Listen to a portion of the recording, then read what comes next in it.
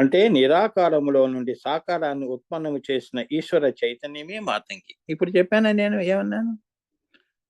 ఆమె అంగి అయి చైతన్యముగా బయటికి వచ్చింది. అప్పుడు ఏమైంది? అది ఈశ్వర చైతన్యముగా వచ్చింది. ఎక్కడి నుంచి వచ్చింది? ఈశ్వరము అనే పదార్థములో నుంచి, బ్రహ్మ పదార్థములో నుంచి ఈశ్వరముగా బయటికి వచ్చింది. ఎలా వచ్చింది? మహామాయగా ఈ నిరాకారం అనే ఈ యొక్క ఆకాశాన్ని, నిరాకాశ గీత చదవండి అమ్మా, బాగుంటుంది. ఆ నిరాకార అయిన దాన్ని పూర్ణము చేయటానికి సాకారము ఉత్పన్నము చేసిన ఈశ్వర చైతన్యము ఈ సాకారం చేయటానికి ఉత్పన్నమైన శక్తి, అంటే నిన్ను నన్ను పుట్టించే శక్తి అని. దాన్ని ఏమంటాం మనం? మాతంగి అంటాం. మీ అమ్మ ఎంత గొప్పదిరా అంటే అంతా అంగి అయిందండి. శ్రీచక్రం అంతా ఆమె అంగిగా కూర్చొని ఉంది. ఆమె మా మాత, అదే ఆమె మా మాతంగి. శ్రీమాతే మా అమ్మవారు. ఏంటి? మా దేవుడు అదే. అయిపోయిందా? ఇంకేముంది? అన్ని ఎవడు ఏం మాట్లాడలేడు. ఎందుకంటే నీ విద్య ఎక్కడి దాకా వెళ్ళింది? సృష్టికి పూర్వము అనుత్తర లిపి ఆకాశము నుంచి నువ్వు ఎక్కడికి? ఈ 84 లక్షల జీవరాశుల వరకు కూడా ఈ బయాలజీ సైన్సెస్, సూపర్ సైన్సెస్ అన్నీ ఇందులోనే ఉన్నాయి. మరి సైన్స్ గొప్ప అని ఎలా చెప్తావు? సైన్స్ ఎక్కడి నుంచి? మాతంగి నుంచి వచ్చింది. సూర్యుడు చంద్రుడు వరకే నీ సైన్స్. పైన ఏముంది? యూవి రేసు, ఇన్ఫ్రారెడ్ రేసు, అవే రాహుకేతువులు. ఇంకా దాని పైకి వెళితే అవ్యక్త ఆకాశాలు. అక్కడ దాకా ఎక్కడ వెళ్ళింది మన ఆఫ్టర్ మిల్కీ వేస్ అంటే పాల పుంతల దగ్గర కూడా మనం దూరం నుంచి చూసాం. లోపల అక్కడ ఎన్ని సమూహాలమ్మా, గ్రహాల యొక్క సమూహాలు. ఇది ఒక్కటే విశ్వం కాదు, ఇంకా ఇటువంటివి ఎన్నో ఉన్నాయి అని చెప్తున్నారు. అన్నిన్ని ధరించి ఉన్నది ఈ మాతంగి అని. ఇప్పుడు చెప్పాం మనం. సైన్స్ ఏం చెప్తుంది? సైన్స్ నాదం దాకా వచ్చింది. జ్యోతి అంటే ఏంటో తెలియదు. ఎలక్ట్రాన్స్, న్యూట్రాన్స్, పైన ఏముంది? మరి శ్రీ విద్య అంటే మజాక అమ్మా. జాగ్రత్త, స్వప్న, సుషుప్తి మనుషులకు ఉంటుందంటే సూర్యం ఉందని శ్రీ విద్య చెప్పింది. సూర్యాతీతం కూడా ఉన్నది అని. అవునా? పారాసైన్సెస్ అని ఇప్పుడు కదా మీరు ఇప్పుడిప్పుడే అన్ని ఒప్పుకొని అన్ని ఇంక్లూడ్ చేసుకుంటున్నారు. పారాసైకాలజీ అని. అవునా? జ్యోతిష్ శాస్త్రాన్ని ఇప్పుడు అదొక శాస్త్రం అయింది. ఒకప్పుడు ఇవన్నీ కూడా మూఢనమ్మకాలు అన్నారు. అంతే కదా?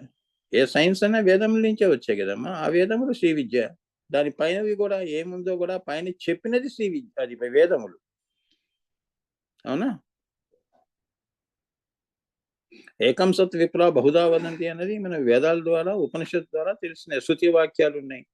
దీని ద్వారా వీళ్ళు ఏంటంటే దూరం నుంచి ఋషి సందర్శనం చేసి పైన ఇంకొకరు ఇంకా ఉన్నది, అమ్మవారు మాతంగి అమ్మవారు ఇంకా పరాశూన్యం ఉన్నది అని చెప్పింది మనకు వేదముల నుంచి తెలిసింది.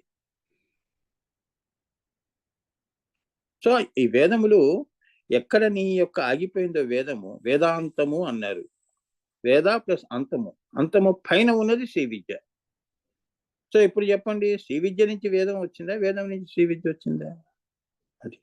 సో అందుకే ఇది సర్వాతీత విద్య, ఆత్మ పరమాత్మల విద్య అమ్మా. పరమాత్మ అనేది పురాతనము. ఆ పురాతనాన్ని చెప్పేదే ఈ పురాణాలు. పురాతనమైన విషయాలను కాదు అమ్మా. పురాతనము అంటే మనిషి ఊహకు కూడా అందని కాలములో, అకాలములో, నిరీశ్వరములో ఇంకా కాలదేశ చైతన్యాలు పుట్టలేదు. అది ఎంత బిగ్ సబ్జెక్ట్ ఇది. ఇది యోగము ద్వారా, క్రియాయోగము నిష్క్రియంలోకి వెళ్తే ఆజ్ఞాచక్రం పైనంత నిష్క్రియాయోగం. ఈ ప్రాణాయామాలన్నీ కూడా శరీరం ఉన్నంత వరకు చేస్తావు.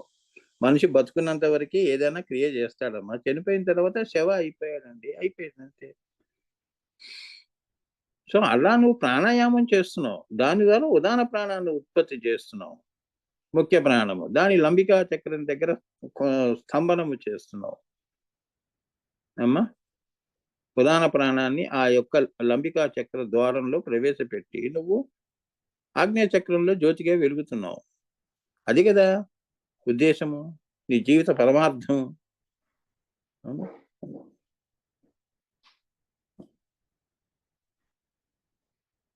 ఆ మాతంగిని శ్రీ విద్యలో అమ్మవారి యొక్క మంత్రిని అంటారు. మంత్రిణ్యంబ అని మనం ఉందిగా, మంత్రిణ్యంబ అని శ్రీ విద్యలో ఏమని పిలుస్తారు ఆ అమ్మవారిని? మంత్రిని అంటారు. మంత్రిని అంటే అమ్మవారి యొక్క సృష్టి రహస్యమును తన చేతిలో పెట్టుకున్నదని అర్థం. ఈ సృష్టి రహస్యము ఈ మాతంగి అమ్మవారి చేతిలో ఉంటుంది. అంత తొందరగా నీకు కొత్త కొత్త ఆలోచనలు పుట్టటము అంటే ఆల్బర్ట్ ఐన్స్టైన్కి వచ్చింది E=mc² అని. కొత్త డిస్కవరీస్, ఇన్వెన్షన్స్ ఇవన్నీ ఎలా వస్తాయి? తల్లి అనుగ్రహం ఉంటేనే నీకు ఆ సృష్టి రహస్యం అనేది నీకు తెలుస్తుంది. అర్థమైందా?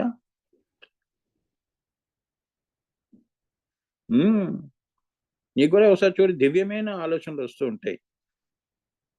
దివ్యమైన సమస్యకి పరిష్కారం నీ అంతటి నువ్వే కనుక్కుంటావు. అది మాతంగి అమ్మవారి అనుగ్రహం. చూడండి, మన సమస్యలన్నీ మన గురువుల దగ్గర చెప్పుకుంటున్నాం అంటే ఆయన మాతంగి స్వరూపుడు. ఇలా చేయండి అమ్మా, మీరు కష్టం నుంచి బయటపడతారు. అయ్యో నాకు ఇది తట్టలేదే, అది మనకు తట్టవు. ఇంకా ఎన్నో రహస్యాలు ఉన్నాయమ్మా. మనం చదివింది ఏముంది? Science is still in embryonic stage అంటే గుడ్డి దశలోనే ఉంది. ఇంకా చాలా అనంతంగా మిగిలిపోయినది శ్రీ విద్య. ఇంకా ఎన్ని ఇన్వెన్షన్స్, డిస్కవరీస్ వస్తాయో. అవునా? ఒకప్పుడు రేడియో పోయింది, టేప్ రికార్డర్ పోయింది. అవునా? రెమింగ్టన్ టైప్ మెషిన్స్ వచ్చాయి. ఇప్పుడు ఏమైంది? అవి పోయినాయి. అన్ని పోయి ఇప్పుడు లేటెస్ట్గా ఎలా చేస్తున్నారు, టైపింగ్ ఎలా చేస్తున్నారు. ఎవరికి రాకపోయినా కూడా అందరూ స్వయంగా నేర్చుకొని టక టక టక మెసేజ్లు పంపించేస్తున్నారు. ఒకప్పుడు దాని టైపింగ్ మీద నేర్చుకోవాలి, భాష అది టైపింగ్ భాష. అన్ని అవుట్డేటెడ్ అయిపోయినాయి. అలానే ఇంకా రాబోయే కాలంలో మాతంగి అమ్మవారు ఇంకా ఇటువంటి మహానుభావులు ఇంకా ఎన్ని సృష్టి రహస్యాలు చేస్తారు. అవునా? కార్లన్నీ రోడ్డు మీద వెళ్తున్నాయి, ఆకాశంలో వెళ్ళే రోజు కూడా వస్తుంది. కొత్త కొత్త ఇన్వెన్షన్స్, దానికి టెక్నాలజీ, దాని ఆలోచనలు అంతా కూడా ఈ మాతంగి అమ్మవారి సృష్టి రహస్యాలు తెలుసుకోవాలంటే ఆ రహస్యాలు. చంద్రుడి మీద ఎలా బతకచ్చు గాలి లేకుండా అనేది ఒకటి ఉంది. అది ఎలా బతుకుతాము అనేది ఈ మాతంగి అమ్మవారి చేతిలో ఉంటుంది. అందరూ సిలిండర్లు వేసుకొని చంద్రమండలం వెళ్ళవలసిన అవసరం లేదు. మరి అక్కడ కూడా జీవరాశి ఉందని వీళ్ళు కనుక్కుంటున్నారు కదా. ఎలా ఉంది ఆ జీవరాశి? దాని మీద మనం రీసెర్చ్ చేయాలి కదా. నీరు ఉంది అన్నాడు, ఎలా ఉంది? రీసెర్చ్ చేయాలి. అది ఈ శ్రీ విద్య, ఈ మాతంగి అమ్మవారి వల్లనే తెలుస్తుంది. మిగతా గ్రహాల్లో ఇక్కడ భూగ్రహ వాసులు కూడా అక్కడ ఎలా జీవించగలుగుతారు ఈ ఆక్సిజన్ సిలిండర్లు లేకుండా? ఆ విద్య ఏమిటి? అవునా? ఇప్పుడు సుయోధనుడు లేడు, మొత్తం అన్ని పోగొట్టుకొని చివరికి ఏం చేశాడు? జలస్తంభన విద్య, స్తంభనం చేశాడు. జలస్తంభన అంటే అది ఈ లంబికా చక్రం దగ్గర నువ్వు స్తంభనం చేస్తున్నావు చూడు, అలా చేయాలి. వాడు జలస్తంభన ముక్కు మూసుకొని కింద పోయి గంటలు రోజుల తరబడి ఉన్నాడు అక్కడ దాక్కుని. దుర్యోధనుడు అది శ్రీకృష్ణుడు తెలుసుకొని వాడిని బయటికి రప్పిస్తారు. మరి వాడికి ఎంత విద్య ఉంది చూడండి. స్తంభనం ఎలా చేయాలో వాడికి తెలుసు. స్తంభనం అంటే అది. మీరు అంటుంటారు లంబికా చక్రం దగ్గర ఎలా స్తంభనం చేయాలంటే, మరి వాడు ఎలా చేశాడు? అదొక టెక్నిక్ ఉంటుంది కదా. అది గురుముఖత నేర్చుకున్నారు, ద్రోణాచార్యుడి దగ్గర నేర్చుకున్నారు. సారీ, వాడి గురువు బలరాముడు. చిన్నప్పుడు ద్రోణాచార్యుడి దగ్గర విలువిద్యలు నేర్చుకున్నాడు. తర్వాత యోగ రహస్యాలన్నీ కూడా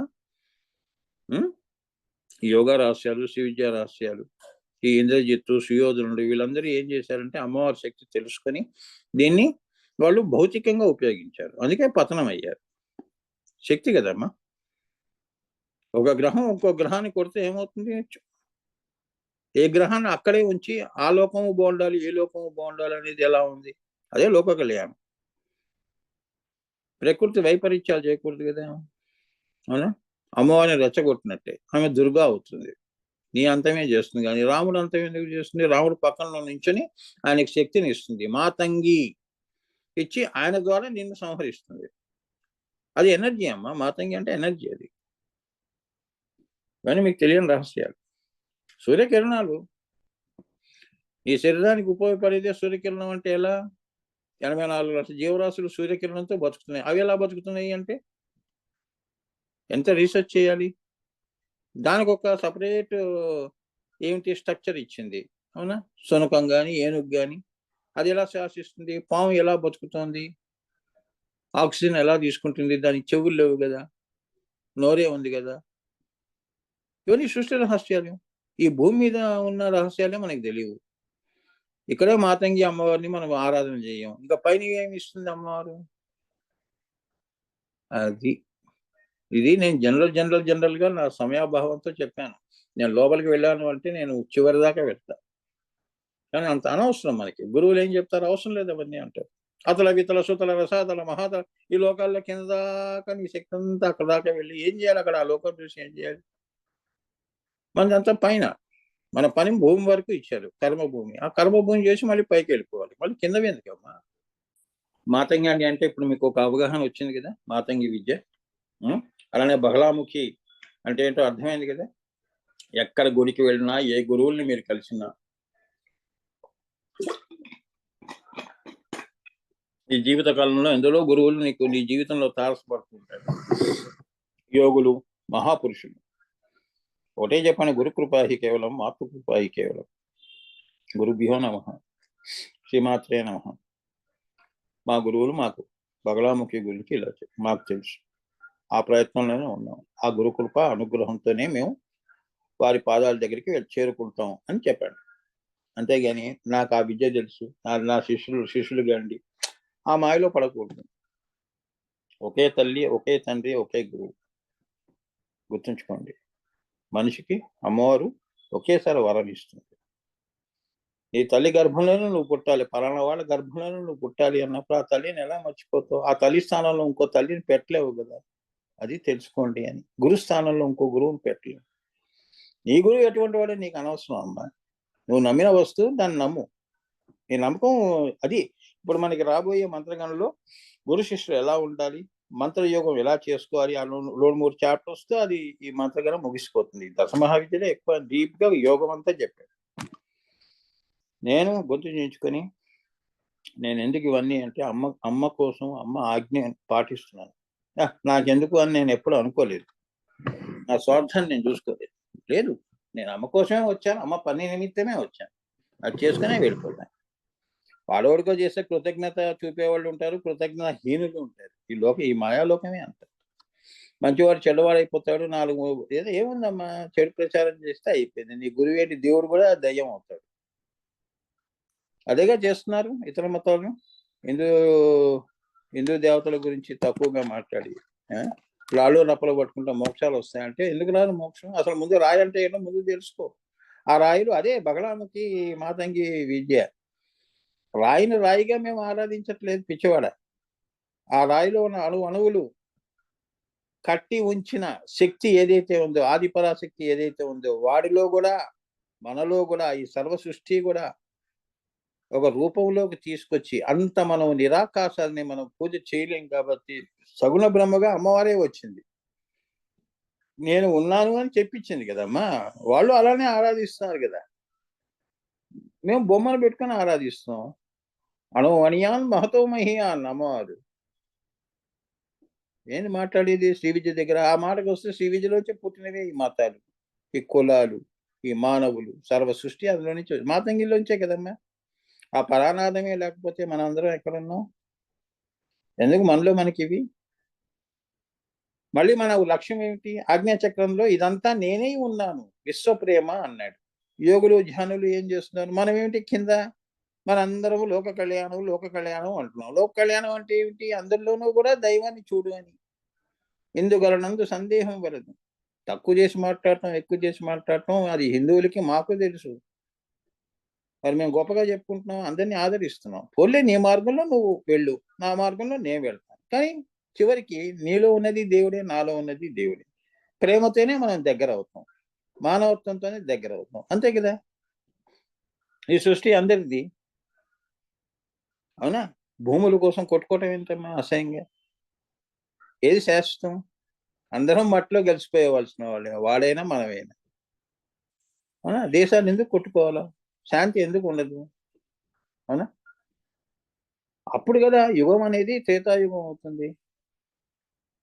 వినాశకాలే విపరీత బుద్ధి అంటే ఇదే. అదే కలి ప్రభావము అంటే. ఎందుకంటే కాలం కూడా కలియుగంతో ముగిసిపోతుంది.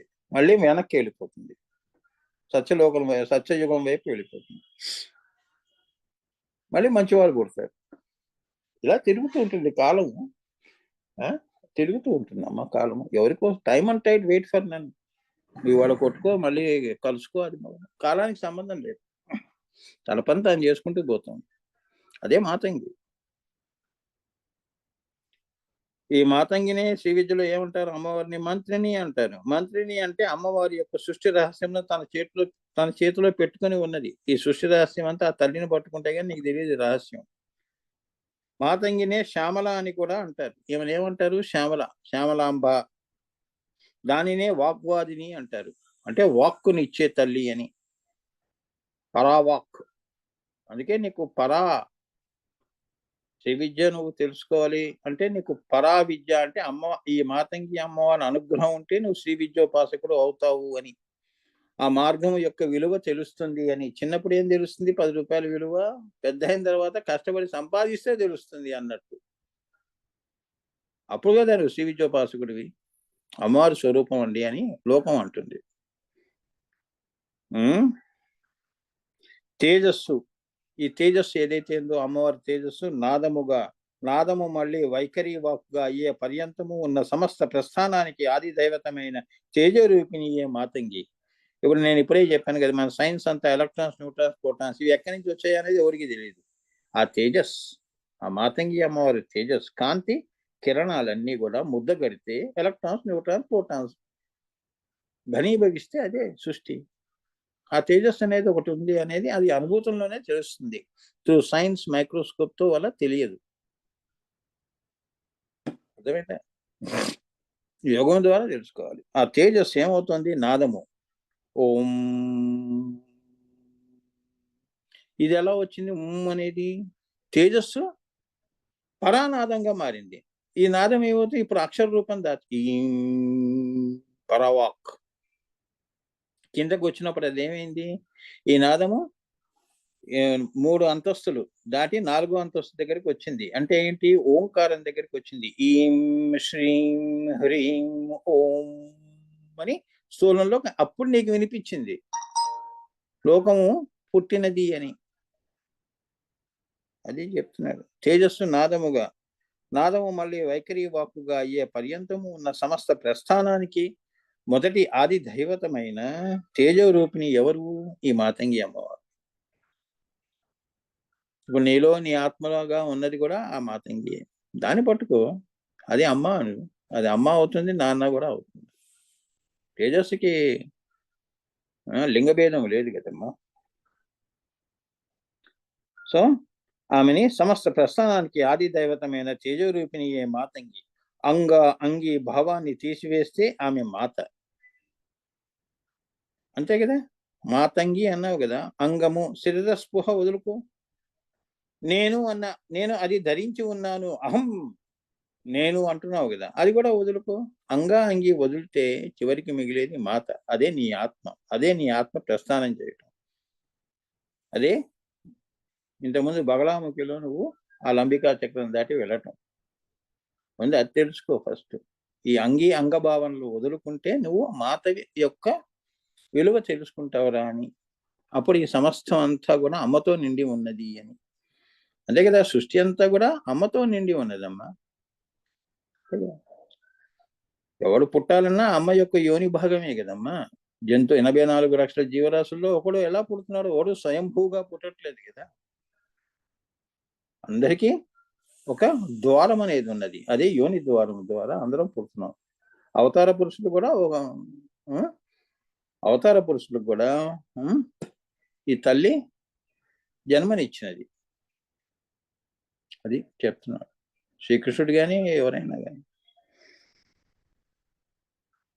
అలా ఎవరి చేత ఈ యొక్క అంగి అంటే శక్తి ఎవరి చేత ధరించబడినదో ఆమె మాతంగి.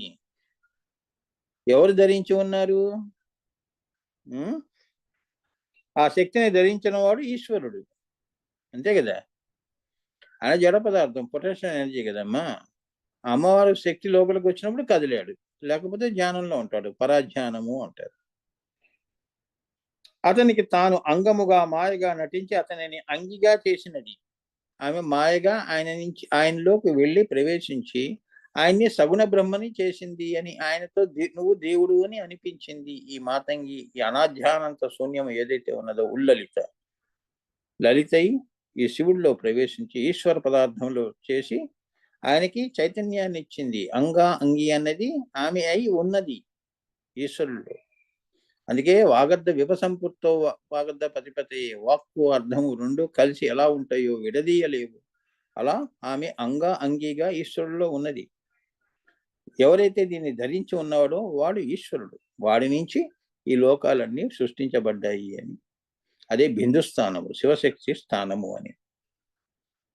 సో ఆ రెండు ధరించి ఉన్నవాడు ఈశ్వరుడు కూడా ఒక అర్థము. ఇలా ఎందుకు చెప్తున్నారు అంటే, తేజస్సునకు, ఈ తేజస్సు అనేది నా స్త్రీ, నా పురుష, నా నపుమాన్ అన్న న్యాయము చేత దీని లింగ భేదముతో చూడకూడదు. ఏమ్మా? సో పరంజ్యోతి యొక్క పరావర్త రూపం ఏమిటి అంటే ఈశ్వరుడు, ఈశ్వర ఈశ్వరి అని, కామేశ్వర కామేశ్వరి అని, శివశక్తి అని, అలా లింగ భేదము చూడకుండా అందుకని తేజోలింగాలు అంటారు. నాదలింగము, తేజోలింగము ఎందుకు అంటున్నారంటే ఇది తెలుసుకోవాలి. మాతంగి అనే విద్యలో ఉన్న రహస్యం తెలుసుకోవాలి. గట్టి రాళ్లతో ఉన్న శివలింగాలు కాదు, తేజోలింగము కూడా ఉన్నది. స్థూలంలో కూడా. చిదంబర రహస్యం తెలీదు, అంతే కదా, ఆకాశాన్ని చూపిస్తారు. వాయులింగం ఉంది.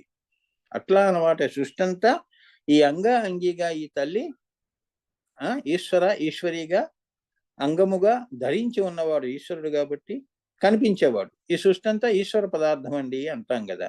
అందులో ఏముందండి అంటే శక్తి ఉన్నదండి అంటాం. ఈ శరీరం అంతా ఈశ్వరుడు అయితే లోపల ఎవరున్నారు? అమ్మ ఉంది. ఇవాళ మీతో మాట్లాడుతున్నానంటే అమ్మ వాక్ శక్తి ఇచ్చింది కాబట్టి మాట్లాడుతున్నాను, లేకపోతే నేను అలా ఉండిపోతాను. శక్తి ముఖ్యం అమ్మా.